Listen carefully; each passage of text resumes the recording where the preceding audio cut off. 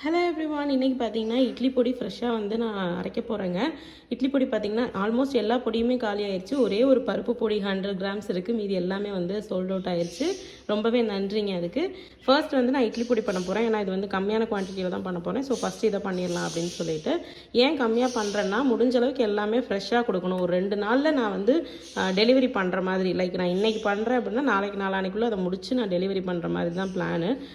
So நான் ஒரு 2.5 kg plan பண்ணியிருக்கேங்க. இது வந்து ஒரு 2-3 டேஸில் டெலிவரி பண்ணிட்டோன்னா மறுபடியும் வந்து நான் அகெயின் வந்து ஃப்ரெஷ்ஷாக பண்ணலாம். அதனால் ஸோ இதுதான் கரெக்டாக இருக்கும். ஏன்னா ஃப்ரெஷ்ஷாக கொடுக்கணும் அப்படின்றது தான் கான்செப்டே. ஹோம்மேட் அப்படின்னாவே ஃப்ரெஷ்ஷாக இருக்கணும் இல்லையா? ஸோ அதனால் என்னென்ன இன்க்ரீடியன்ட்ஸ்னு பார்த்திங்கன்னா, உளுந்து, கடலைப்பருப்பு, எள்ளு, வரமிளகா, இதுவும் வரமிளகா. இது வந்து காம்போட, இது காம்பு இல்லாமல், இது கொஞ்சம் காரமாக இருக்கும். அதனால் இல்லைங்க, காஷ்மீரி சில்லிலாம் யூஸ் பண்ணல கலருக்காக அப்படின்னு சொல்லிட்டு நான் நம்ம ஊர் மிளகா தான் யூஸ் பண்ணுறேன்.